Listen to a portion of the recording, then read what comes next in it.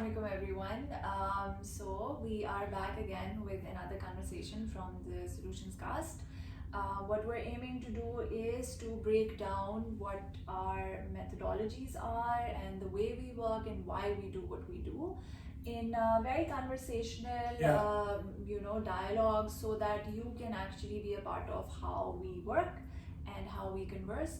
So last time we generally talked about what innovation is and the value of it, and also we had fun talking about some of its myths. So today I'll do the introductions. I'm Javeria, I'm head of the solutions mapping at UNDP, and with me is Ehsan, he's our head of experimentation. So anything that needs to be tested and executed goes to him. So we will talk today about Innovation Labs. Yeah, which we are one as well.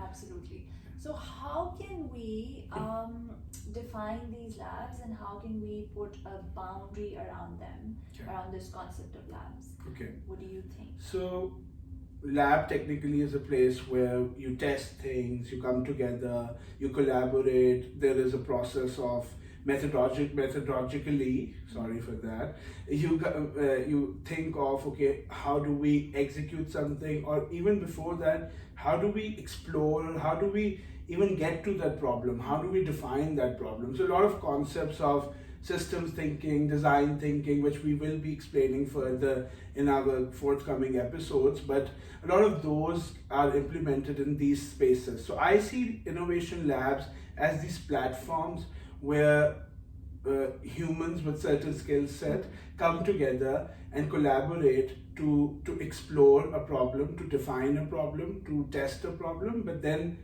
capture those learnings in a way which then can be brought back into either a programming wherever the lab is housed, or let's say it's an action lab for any particular development challenges. Like for instance, you'll hear that there is a poverty action lab, there is an action lab for climate change or circular economy. So people have food security. So people have kind of created these spaces, you can say safe spaces, which are open to innovation, which function in a more open looped manner, where you can bring in the startup community in, you can interact with the ecosystem without this fear of being judged, or there's more appetite for failure in these spaces. So that's how I personally define it. Anything you wish to add on the innovation lab front? I think I'll also elaborate on this point of safe space and having this openness toward failing, because a lot of the times in organizations we have goals and we have certain deliverables that we have to cater to by the end of the year. So there are very strong KPIs that everyone is working around, and there isn't often space to fail, acceptability to fail really. So this opportunity to test literally means that the test can go in whichever direction, and even if you fail, there are learning outcomes that come and be part of the program. Sure. So where are these labs mostly housed? Like what kind of organizations set these labs up? So possibly organizations which are struggling with this friction of change, and they have identified certain pain points and they want to move beyond them by increasing more collaborative processes or bringing in innovation processes into their work on mainstreaming innovation. Often, if not like an innovation lab, but innovation always sat at the periphery, as we mentioned in our previous episode as well. So how do we bring it to the core of the programming? So any organization which is going through this pain point of trying to change the way they've been working, or reimagining or rethinking their model, or moving away from the traditional practices, these are the kind of organizations which are looking forward to or have already established innovation labs. And one such example is UNDP itself, right? Maybe you can elaborate more on this fact, that why Accelerator Lab or the Innovation Lab was needed in UNDP.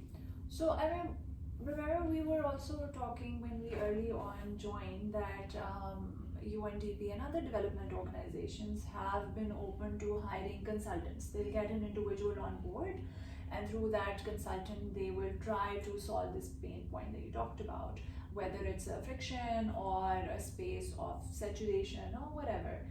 But what has often happened is that a consultant with them may bring a lot of experience, but they're not central in the programs. When a lab is established, it has a micro-organizational element to it, and so it has this opportunity or a leeway to embed itself within programs, to be taken seriously. And then I also want you to talk a little bit more about the what you said about certain people and certain capacities within it. Yeah. So, but okay, tell me one thing. What about organizations that don't realize that they have this pain point? You know, what about organizations that have been going on and working and delivering, and then they are not super accustomed to the idea that either they're missing out on something or innovation is required? Yeah. A part of UNDP, I would say, also falls under that category. So that's possibly sprouting from having no agility, or that let's say that vision, that future scoping, which we often refer to. Yeah. So either they'll die off, or either the system will throw them out, or somehow the other they'll become irrelevant. And irrelevance in today's time leads to death. Yeah. For even a startup, any organization. Not today, maybe 5 years from today or 10 years from today, they'll become redundant, they'll become irrelevant, because at the pace these development challenges are changing, the rapid speed it is changing at, already we are working at a relevance gap, and that is going to go bigger if we do not come up with these spaces which are quicker in testing, which are quicker in finding the future, or like you've written a piece on weak signal analysis. You know, how can we analyze what's sprouting around us in a way that we can then bring it back into our programming. So I like what point you picked on, that certain skill set are needed for innovation labs. I often say innovation labs are human labs. It's not a space where tools and resources are put into a library, or you have a dashboard of access to innovation tools. Innovation labs are collaborative, they're vulnerable, they're nervous people, they're stressful people, they're reacting to things, they're enthusiastic, they're crazy. But that's the beauty of these labs, is when the creative energy is given that space to sprout in a particular organization, then it trickles out of that room as well. Like, this is the innovation lab space we're sitting in UNDP Pakistan, and I feel like if there is more radiance of creative energy and innovative thinking coming out of this room, it will move beyond these boundaries and into the organization as well. If you're hesitant and resistant on bringing on these kind of let's say the mutants in your team and not giving them that space and energy, and also very important term is resources. If you don't give them that teeth to function, then they will struggle in mainstreaming innovation. Hence, organizations which are traditional and are not let's say looking forward to enhancing their innovation skills. I'm not saying establish a lab per se, but at least have people freedom, provide freedom to your colleagues and your teammates to think beyond the obvious and give them that push. So you mentioned they have to be big on testing, big on collaboration. What are some of the other ingredients? Say, what are 5 things that a lab must have? Okay, that's a difficult one. The lab first needs to have that creative freedom. If you function in a hierarchy, and if you're afraid to report something to your high ups, and you have this let's say consciousness of, oh, they might judge me or I might fail miserably, it's okay. That freedom and that agility is the first ingredient required for a good innovation lab. Until and unless you don't provide that space of thinking to your colleagues, they will always function under the rock, or they'll be afraid, and they'll also turn into people who are just doing this as a job. So how do we help break that kind of thinking? Is first by telling them that we function in a non-hierarchical manner, at least in this space, and creative thinking, or the stupidest or the bestest of the ideas are both welcome, right? So nobody is judging you until we get onto the programming realm. One is that Other one would be around having these three core functions. I'm not saying our lab is established in the best of format, but I do believe that these three core roles in the lab are important, where someone is helping explore, someone is helping look into the data sources, helping look into the future through their role of being an exploratory lead in the office as well as the lab. But then a very important component of the lab is someone who's looking at the systems, someone who's helping decode the system. In our UNDP Accelerator Lab, we call it solutions mapping, which is you, the head of solutions mapping, and your work is to help us decode the system, break it apart, and then bring it together, right? So trying to understand in modular manner, which is digestible for the country office as well as our external partners.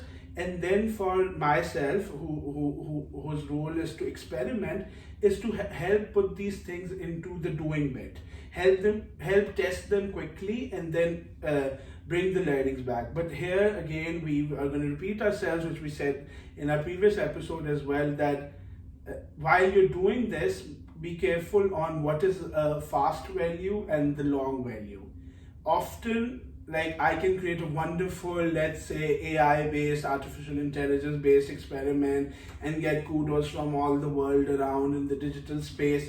But if it's not translating into systemic action, then it's a futile experimentation. So maybe the third, so I'm saying three core positions as a second ingredient.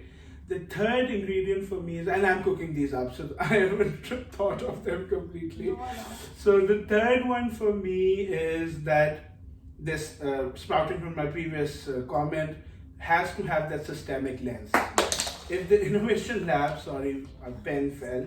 So innovation lab is any, if does not have that longevity thought through, or that systems thinking embedded within it, and not helping create those system shocks, then it's just a cool space which is just helping have that, let's say, the washing effect, you know, that only people would say, oh, they're flashy, they're cool, but We're discussing the ingredients that a lab needs to have. we've gone to three so far. So you also Pele said resources. Yeah, so a very core important ingredient is that, okay, you brought the You have the right people, right you have people, the right culture. You have the right culture, but if you do not have the right resources aligned with it, not saying put $1 million fund and then make a lab, it could, based on the size of your organization, anyone, even a startup who's listening to us, or organizations like us, identify your pain points, identify the scope of work you function in, and then try to keep certain resources for the lab people. At least that when they say they want to quickly test something, they have a pool of resources, either money, infrastructure support, logistics support, human resource, or the legs you require to go and do it in the field. And that is, and the last ingredient actually for me is also sprouting from the last one, which I just said. Do not think of lab just as a one space. It has to have its, let's say, feet outside. Like, for instance, in our case, your role is very much external facing, where you're working with the community, you're working with the grassroots, you're listening to them, you're bringing their insights inside the room. If the lab is just a space within your organization which doesn't have the connection from the outside, the lab doesn't. I mean, so any kind of innovation, you can't do work by being very disconnected from the larger community. You absolutely need to go out in the field. You need to understand what you're trying to solve, the impact it may or may not have, who are the stakeholders, what are you missing out on. So there is a lot of the work, I think most of the work actually happens outside the offices, and very little is dependent on within the office structure. What actually, I mean, I often think about one thing, and that is the future of these labs. So the reason why I'm asking this is also because if a lab established in an organization is successful, and as part of its mandate it streamline innovation in all of the organization, right? And then how that happens is also capacity building, right? right? So the people who are working, who are your peers but not within the innovation realm, they are also up to speed on what to do, how to be more Yeah. human-centric, Yeah. how to do ethnographic research, how to test. So when all of that work is done, then what is the future of that lab? Is that lab still necessary when, say, the entire culture has been trickled into an organization? New problems would come forward, right? So the Yes. problems never end. So that is where the role of the explorer comes in, right? Who's helping see beyond what the lab, let's say you and I are deeper into the problem, let's say circular economy for now, plastics waste management, we're ripping it apart, working on different parts of the system, but then similarly today in one of our calls with regional colleagues, we were challenged on to, okay, now circular economy is bigger than plastics waste. So now to how do you move on to other portfolios, which is such as green jobs or looking into enhancing circularity businesses in the country, right? So it never stops. So there's always a growth pattern to these problems as well, and to the solution tree around it. But then that if we think we've achieved innovation by just creating an innovation lab, and after a year of doing a smaller learning cycle by all of these systems work and testing work, then probably we're not defining the lab well, because the lab is just like communications or operations team in your office. They're always needed. Yeah. They are the people, if they stop working, you somehow or the other, your work would stop. Like if you're not working out loud, your advocacy messages won't go out. If your operations team lead is not working fine, somehow you'll not get your paycheck. Similarly for innovation, it might not seem like a very tangible outcome immediately, but to further that culture in your organization, to further that resources you've identified and push for more resources, and then keeping that culture alive, the labs need to live, otherwise.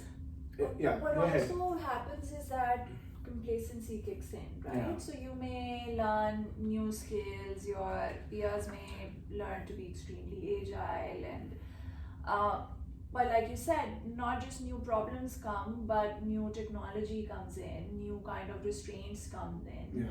And you, as a lab also, when we talk about pivoting and redefining, the lab also will constantly need to do that. Yeah. In the individual capacities of the resources, but also as the culture of the lab. Yeah. And that I feel that openness to change and having that metamorphosis all the time in multiple stages is something that adds key value to the organization. Like for you, if let's say this is Innovation Lab 1.0 right now, where we are fixing the culture of our organization or bringing these innovation tools, what would be Innovation Lab 2.0 for you then? I think something that is external facing also, right? So I feel that we came in and we were in the periphery of our organization. Slowly we are seeping in and using this very strong thing about having the lens for the unobvious to get our way into it. But I feel that we also need to be external facing. There's a lot of the work that happens in our office, and there's a lot of work that we do, but that is still in a silo from the larger community. So we can perhaps also offer our services or the learnings that we have gathered to startups or government or educational institutes or the innovators of the future. So we should be ideally positioned at the cusp of outside and the country office. So I think that for me the next stage would be how we kind of maneuver in that side and operate from there. So we test often, we plan for scaling of these startups or the social ideas or whatever solutions we suggest, but then how do we push for the political agenda for rethinking the whole system? Like, I think it's easier said than done, but are you feeling frustrated about this, that the labs are made this way, that you need quickly test, you quickly send on those learnings for systemic change, but I feel like there's some friction there. How do you either move past it, or maybe it's just me who's facing it? Do you also think this way? I mean, I totally share it to some extent, because I know that when you are like we right now are confident in the way that we've demonstrated how some kind of practice works in innovation and how that can be strongly interlinked with country office. Case in point, our plastic portfolio with the environment unit, right? Yeah. But a year back we were just talking about hypothetically. Yeah. Like if we do this, then this or this may happen. But and within that space there was frustration, because if we have to report an experiment or an entire cycle of exploring, finding signals, breaking the system, bringing it together, testing, bringing that learning in, so that entire cycle, to deliver that in a matter of a couple of months, I feel that a little unrealistic. But even within that, we were able to find or redefine what an experiment or a cycle looks like. We chopped it off into a very thin slice, something very micro, so that we can kind of show a little hint of what it will look like when the larger piece of the pie is in the oven, so to say. So I do share some of that frustration, but I feel like the process is something that we see value in, but not everybody else. Most people, because they are driven by delivery and end of the year kind of conclusivity, they just want to see the end products of it. So the real value of subjective knowledge kind of doesn't always see the light of the day. And that is another thing where, you talked about the political side of things. That is where we can use that intelligence, translate it wherever possible into policy propositions, use that as a way to again test if those policies work or not, and then turn it into an actually advocacy campaign for policy. That can totally work in housing crisis, in healthcare, in environment. There is so much that can be altered or updated just by pushing the envelope. And I think the listeners will get to hear one of our examples of the plastics portfolio in the coming episodes, where we'll be expanding onto how we did it. So we are at a stage where we have experimentation happening in the political agenda setting, but then that transition from doing to a movement and helping community come together is something we are at right now. But then hopefully you'll also get to hear because we're keeping it very agile and very like this podcast is also a living podcast. So we will see that as we go and struggle with some challenges, we'll pass on to our listeners as well, right? And if you have a better solution for these things, reach out to us and let us know. We can think through it. Other than that, just on a closing note, Javeria, how your experience has been working in an innovation lab? I know you are an innovation expert from your previous life as well, but then now working in a lab setting with other colleagues, do you think we are staying true to the vision which they were created for? Because I was not part of the vision that was created, I think I can't answer that with a simple yes and no. But Abhi, you asked the question and I kind of recalled my previous job was also about setting a new, we didn't call it, actually we call it a lab also. But it was also about creating a new team and bringing in an organization that has been in operation for a lot of time. And now you want to change the way that organization is working.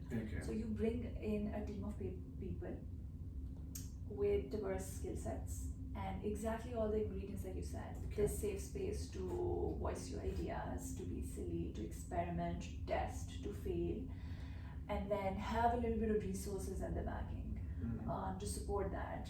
But because that was corporate and this is development, this is very different because it has certain layers of bureaucracy, it has certain diplomacy, space where you have to operate in.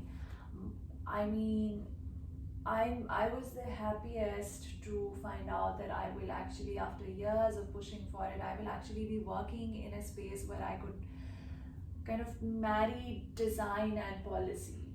I think 6 years ago, or was it 7 when I got done with grad school, that is what I wanted to do.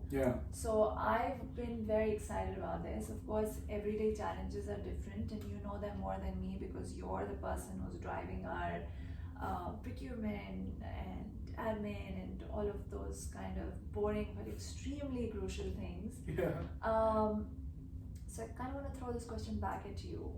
When you have to steer the front of all of those layers of operations, they seem very external to innovation, right? You consider innovation to be fun and all of that. So I'm just asking for people who are listening. Yeah. How do you then find a creative space for yourself when you have to, push back on so many fronts of management and operations? So it's a tricky space. You need to like. And so I want to think this again also very, very important ingredient of the lab. It has to have operations. Sure. So we are offering a sixth ingredient. Yeah. So have an operational plan. Run. It has to run, right?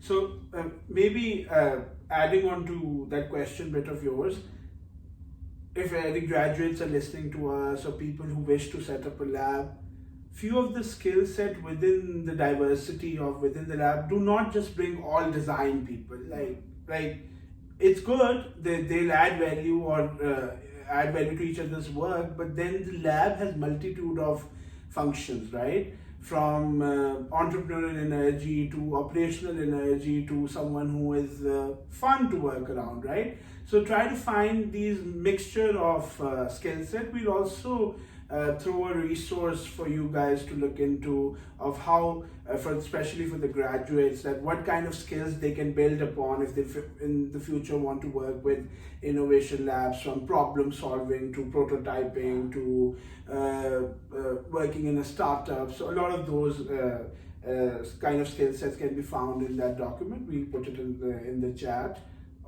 In the description. And coming back to what I haven't still answered that operations question. It is tough. I would not act like a superhero. It is tough. It actually does diminish your creative energy, but that is where the team comes together and helps put, let's say, you back on track. Also, you find spaces within your week where you just shut down a little. You try to find those unobviouses around you, read about things, explore. Social media plays a good role where now you can see the new trends and things like that. But it's no easy, let's say, there's no easy solution to this. Project management for anyone who's working on multitude of things is difficult. But I would say, don't be too rigid onto learning these things as well. Let's say if a team doesn't have an operational support, go ahead and learn some parts of it so that your work doesn't stop. Because for me, my gauging indicator is how much we're getting done on the ground, right? If I cannot move past my own operational hindrances and procurement hindrances, my ideas the ideas coming from the solution mapper will never see the light of the day. So unfortunately or fortunately, the funnel is this way, that it is going to come on you. So happy to do it, but then it also, like, honestly comes a lot, support comes from the team in terms of bringing back to, let's say, okay, San, maybe you're getting too much on that side, come back and pull me back, so it's okay. That's natural, but be a little agile and imagine this is an innovation lab in a space where you could test. This is what it is. I hope nobody from the procurement and operations is listening, but we do try to hack a lot of things. But that's because we are entrepreneurial people and we have been working this way throughout our life. So hack if you can. Okay, so we can wrap this conversation here. But we will meet you very soon to discuss more components from within it, and as we move forward with these series, we'll get more and more focused on technicalities as well. Right now we're really trying to build the momentum and just having a good time talking about it. Thank you. Thank you. Bye. Bye.